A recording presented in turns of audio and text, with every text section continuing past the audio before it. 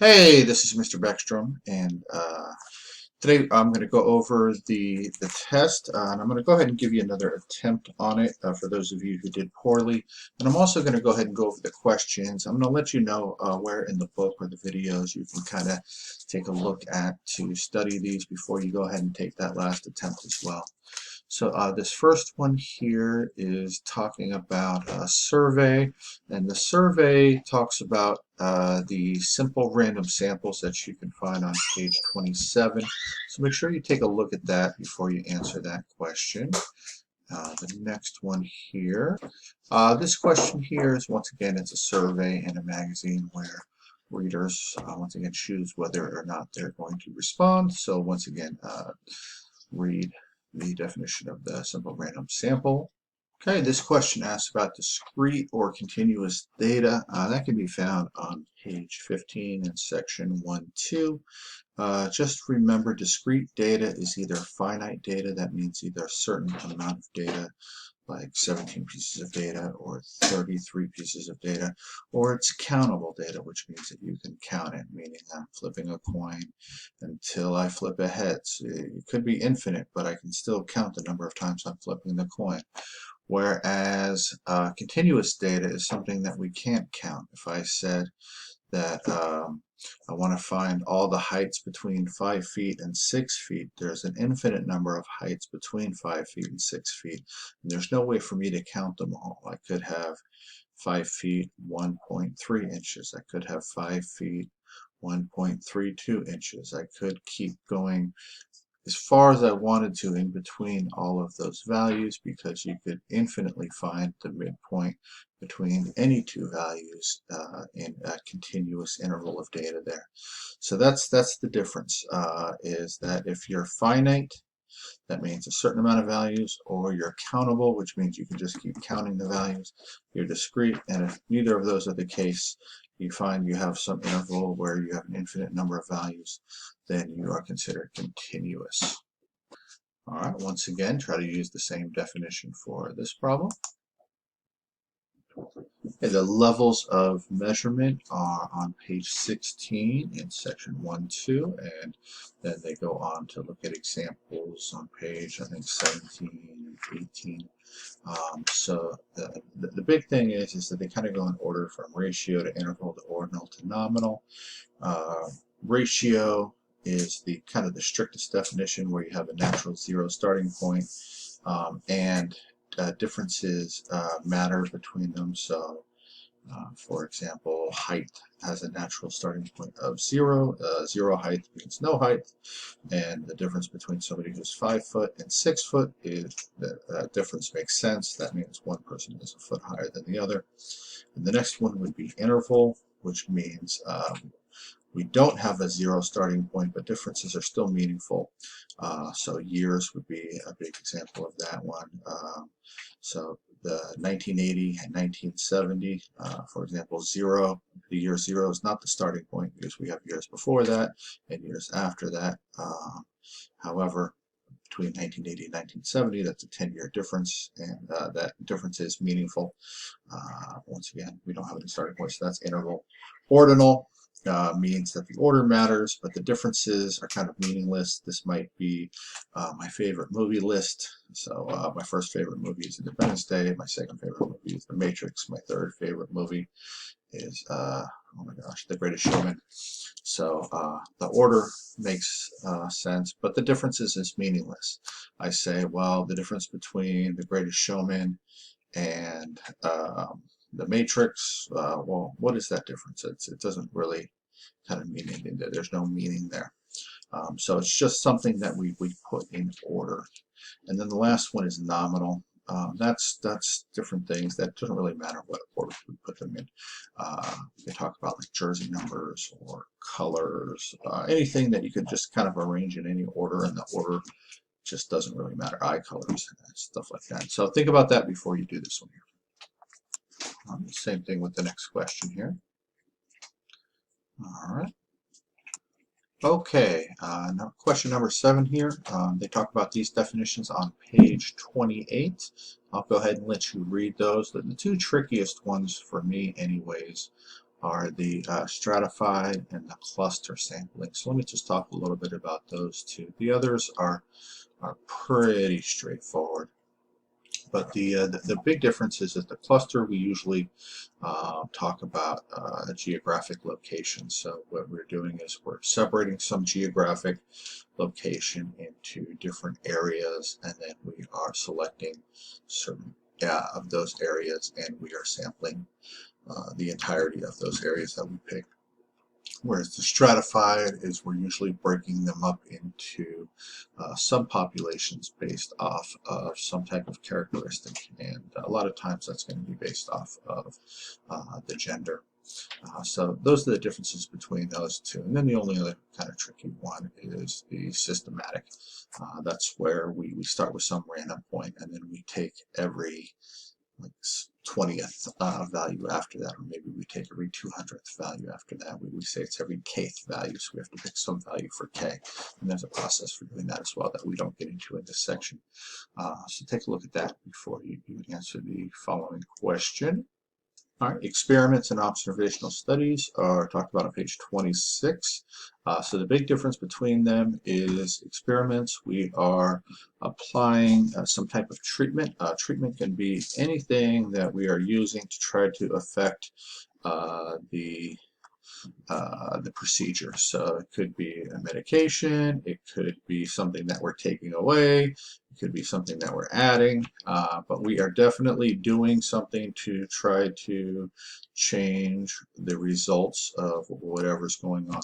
Whereas an observational study, all we're doing is observing and measuring the specific characteristics there, but we're not trying to modify anything. So the big differences are whether we're trying to modify something. Is the difference. So take a look at that before you answer it. Okay, we talk about frequency distributions in section 2.1. That starts on page 42.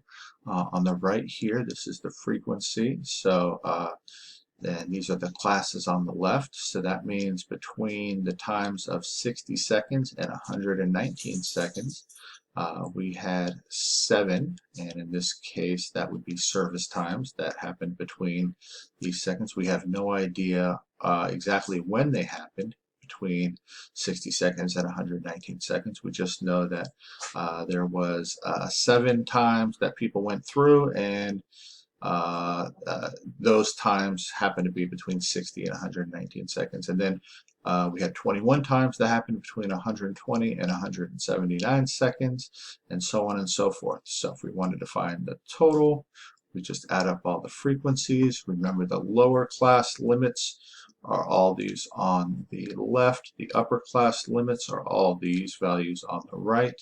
The class width is just the difference between the consecutive lower class limits, so between like 60 and 120, or between 120 and 180.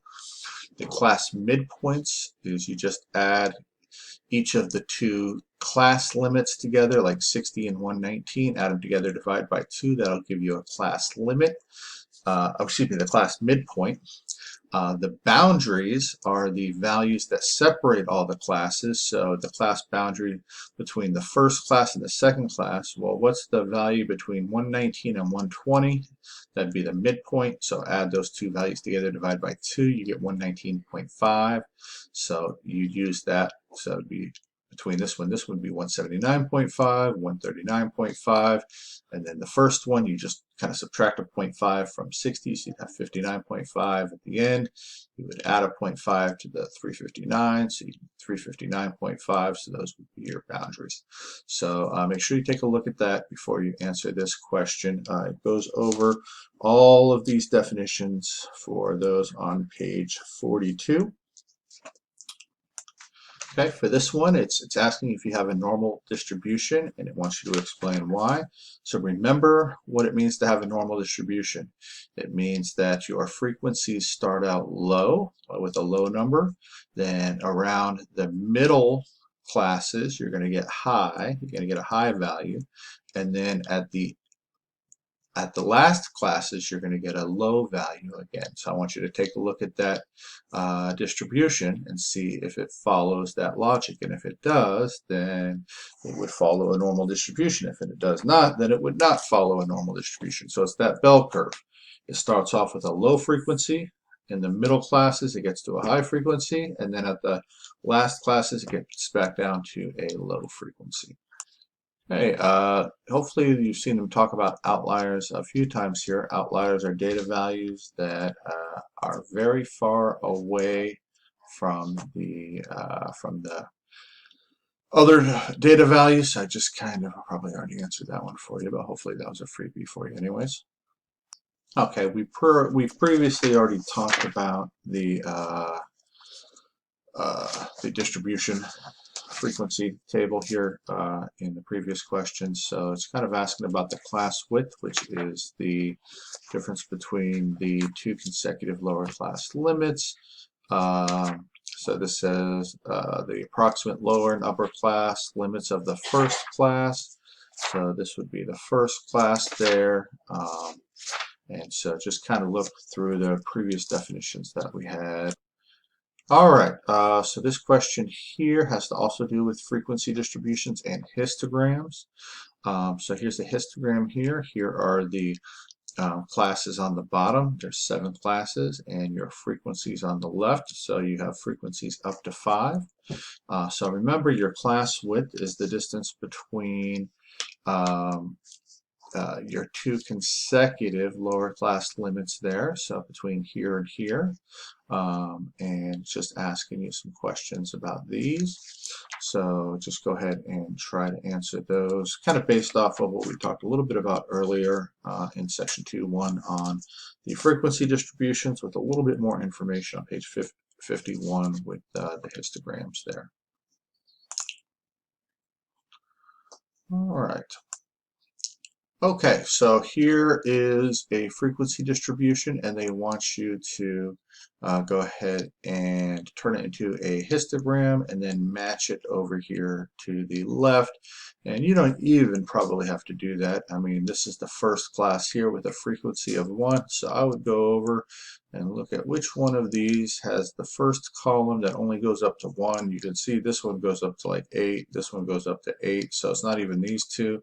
So it's got to start with one of these two here, and let me see, choose the correct histogram, and we know that with histograms they have to be joined together, so that should pretty much tell you what it is. And then they're asking you, does it look like it might be approximately normal? And that means, does it start low, does it get kind of high in the middle, and then does it go low again? And I'll let that for you to decide. Remember, it doesn't have to be exactly that, but it does kind of start low, get high, and then go low again. All right.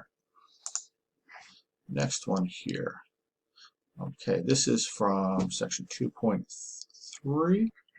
Okay, look at the example of the dot plot on page 58. This is kind of asking you to take a look at these here and put them into a dot plot and then match it up with these here. So remember, for example, here we're going to have how many are in the 50s. So we have a 50 here, and we only have 1. So we should only have 1 dot at the 50 level. So we have a dot here and a dot here. So we already know it's either going to be this one or this one. And I'll let you go through and figure out which one it is between those. And then go ahead and try to answer the questions from there. But take a look at that example to help you out there on page 58. All right, this one here is very similar to the graphs that deceive on page 63 in your book. So go ahead and take a look at those, the pictographs of why when you use a 3-dimensional object to talk about a 2-dimensional difference, you might have some issues, and some other stuff as well. So take a look at those and see if you can kind of match up what the book is saying with what the questions are asking here. All right, so here's a problem where they're asking you to find the mean, the median, and the mode, and they're asking you some questions about it. This is all in section 3.1 on page 82. So remember, the mean is the average. You add up all these values and divide by the number of values. The median is the middle value. After you put these values in ascending order, you find the middle value. And the mode is the value that comes up the most. And then they're going to ask you some other questions about it. The mid-range is kind of the value that's right in the middle between the lowest and the highest. So you just add those two values up and divide by 2. And these are Jersey numbers, so these are this is categorical data, so it's really nothing measured, so it's going to kind of be nonsense data. So take a look at these, make sure you kind of understand these questions as well. All right, and then here we have some heart rates per minute. They also want you to find the mean and the median of the two samples. So you're going to do both of these separately here. Remember, you can do these in your calculator by putting them in your lists and doing the one variable stats on those. I've done them in my classes quite a few times, so you can go back to the classes and look if you need to. Or you can just go to YouTube or Google and type in your calculator name and type in find the mean, and it'll easily show you how to do that. So make sure you find those, and then make sure you answer these questions. It's trying to get you to understand what it what it means. And so take a look at that here. All right, so this is asking about the variance. Now remember, when we do the standard deviation table, and we go through that long process, and we get that value at the end that we have to take the square root of. That value that we get before we take the square root of it, that's the variance. And then we take the square root of that number, and then we get the standard deviation. So if we're given the standard deviation like we are here, and we want to get the variance, we just have to do the opposite of what the square root of it is. And the opposite of taking the square root of a number is just squaring it. That means taking it to the exponent of 2. So really, that's all you have to do with this, is just put this in your number and multiply it by itself, or square it. And if you square it, that also means that your unit is going to be squared as well. So just make sure you put in the correct unit as well. All right, here's another one just to make sure that you find the range, the variance, the standard deviation for this data here. This is something that your calculator can do as well. Just remember, you're going to put this in your L1 list. You're going to run the one variable stats like we've done in the class a few times. You're going to, the SX in your calculator, that's your standard deviation. And all you have to do is take that and square it to get your variance. Just make sure that you're rounding to the correct decimal number. So one place as needed, one decimal place is needed for both of those. But when you square your standard deviation, you might want to use a couple of more decimal places before you square it, just to make sure you get an accurate one before you round it to one decimal place. And range, just the largest value minus the smallest value, and then asks some questions about it. And then they're going to ask about some outliers, and any values that are really far away from the mean. And usually our range rule of thumb is that anything that's more than 2 standard deviations away from our mean is considered an outlier. So that means if our mean was 100 and our standard deviation was 50, anything that's more than 2 50s away, so if you start with 100 and you go 2 50s to the right of that, so 150, 200, anything more than 200 to the right, so 201 or more, would be considered significantly high. And if you take 2 of those 50s and you go to the left of 100, so you minus 50 twice, and anything less than 0 would be considered significantly low. So that's what you do. So once you find your mean and your standard deviation, you add your standard deviation to that mean twice, and anything more than that would be considered significantly high, and then you subtract your standard deviation twice from your mean, and anything less than that would be considered significantly low. All right, only a couple more here. 50 airports, the highest speed. 50, all right, they give you the mean here, and they give you the standard deviation. All right, so now they're saying what's the difference between the carrier's highest speed, which is here, and the mean, which they give you there, so the difference is just subtraction. And then they're saying how many standard deviations is that? Well, they give you, that's really just a z-score, the number of standard deviations away. So that z-score is on page 113, which is really all C is convert the carrier's highest data speed to a z-score. So that should pretty much be the same thing. And then it says if we consider data speeds that convert to z-scores between -2 and 2, we need to significantly know is the z-score highest data speed significant. So if it's less than -2 or greater than +2, then it would be considered significant. All right. And the last one is using z-scores again. So here you're given two sets of data. You want to find the z-score for both of them using that formula from page 113. And then you're going to see which z-score is farther away from 0. So if you have one z-score that's like -2.1 and one z-score that's 5.3, the 5.3 is going to be the more extreme z-score. If you have one that's 3.4 and one that's -7.2, the -7.2 is going to be the more extreme one. So the one that has the one that's farther away from 0, the one that has the biggest number, regardless of what sign it is going to be the more extreme one. All right, guys. So I'm going to open up another excuse me. Hold on.